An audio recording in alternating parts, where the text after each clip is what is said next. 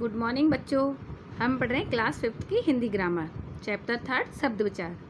देखिए, शब्द वर्णों को मिलाकर शब्द बनते हैं।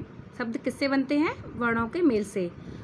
वर्ण इस तरह मिलने चाहिए कि उनका कोई अर्थ निकले, मतलब वर्ण इस प्रकार से व्यवस्थित करने चाहिए यानी कि उनका कुछ अर्थ निकले, या इस क्रम से रखें जिनका कोई मतलब हो, अर्थ हो। जब वर्णों को मिलाकर कोई अर्थ ना बने तो वो शब्द नहीं कह सकते। यानी कि जब वर्णों को हम उल्टा सीधा रखेंगे तो उनसे कोई शब्द नहीं उनसे कोई शब्द नहीं बनेगा, ना ही उनको हम कोई शब्द कह सकते हैं। देखिए, जैसे ये उदाहरण के लिए लड़की, ये सही क्रम में तो क्या है? लड़की एक शब्द हो गया। का धन माँ धन ला, कमल, कमल शब्द हो गया। कोयल, कोयल क्या शब्द? वर्णों का ऐसा मेल जिसका कोई अर्थ निकले शब्द कहलाता है।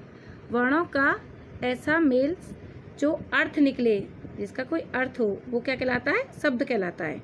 यानी कि वर्णों को सही क्रम से रखना, उससे हम शब्द बनाते हैं, वो शब्द कहलाते हैं। शब्दों का वर्गीकरण। शब्दों का वर्गीकरण निम्नलिखित आधारों पर किया गया है। नंबर 1 उत्पत्ति के आधार पर, नंबर 2 रचना के आधार पर, नंबर 3 प्रयोग के आधार पर, नंबर 4 अर्थ के आधार पर। अब देखिए, उत्पत्ति के आधार पर। उत्पत्ति के आधार पर शब्द 5 प्रकार के होते हैं। उत्पत्ति के आधार पर शब्द कितने प्रकार के होते हैं? 5 प्रकार के। का तत्सम, खा तद्भव, गा देशज, घा विदेशी शब्द और डा संकर शब्द। ठीक है, उत्पत्ति के आधार पर शब्द 5 प्रकार के होते हैं। अब देखिए, का तत्सम, संस्कृत भाषा के ऐसे शब्द जो अपने मूल रूप में हिंदी भाषा में प्रयोग किए गए हैं, यानी संस्कृत भाषा के ऐसे ही अपने रूप में प्रयोग किए गए हैं, हिंदी भाषा में प्रयोग किए गए हैं, वो तत्सम कहलाते हैं। देखिए, जैसे सूर्य, अग्नि, ग्राम, मयूर आदि, ये सब क्या है? तत्सम शब्द, जो संस्कृत के शब्द हैं लेकिन हिंदी भाषा में ऐसे के ऐसे ही प्रयोग किए गए हैं। अब देखिए, तद्भव, संस्कृत भाषा के ऐसे शब्द जो हिंदी भाषा में आकर परिवर्तन हो गए हैं। संस्कृत भाषा के ऐसे शब्द जो हिंदी भाषा में आकर परिवर्तित हो गए हैं, वो क्या कहलाते हैं? तद्भव। देखिए, जैसे सौ सत, सांप सर्प, घी घृत, माता मात्र। सौ सत संस्कृत में सत, 100 हिंदी में, सर्प संस्कृत का, सांप, घृत संस्कृत का, घी हिंदी में, मात्र संस्कृत का, माता हिंदी में।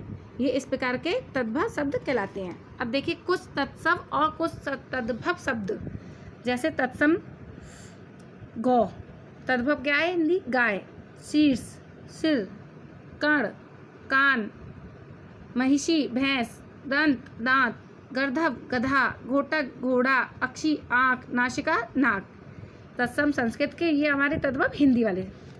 चंद्र चाँद, स्वर्ण सोना, कपोत कबूतर, आम्र आम, कलिका कली, तृण तिनका, अंगुष्ठ अंगूठा, काष्ठ काठ, हस्त यानी हाथ। ठीक है, ये आपके तत्सम और तद्भव शब्द हो गए। अब देखिए, आपके घा देशज शब्द, ऐसे शब्द जो भारत के विभिन्न क्षेत्रों तथा आम बोलचाल की भाषा के लिए हिंदी में आए हैं। यानी कुछ ऐसे शब्द जो भारत के विभिन्न क्षेत्रों से, अलग अलग क्षेत्र से तथा आम बोलचाल की भाषा के लिए जो हम नॉर्मली बोलचाल करते हैं, उनसे आए हुए हैं, वो देशज शब्द कहलाते हैं। जैसे कुटिया, खिचड़ी, पेटी, जूता, पगड़ी, पैसा, पटाखा, तसला, रोड़ा, पापड़ आदि। ये सब क्या है? हमारे देशज।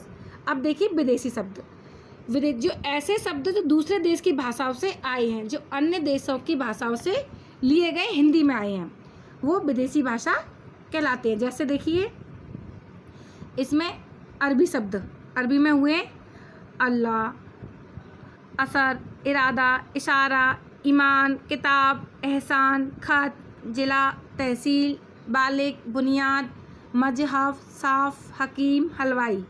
ये सब क्या है? अरबी। फारसी के अगर, अमरूद, आराम, आफत, आमनी, आसाम, आईना आदि, ये सब। ठीक है, फिर ऐसे तुर्की के हैं काबू, कुली, कैंची, चेक, चेचक, चम्मच, तोप, इस तरीके के शब्द आए हैं ये। चीनी शब्द चाय, लीची आदि। जापानी शब्द रिक्शा आदि।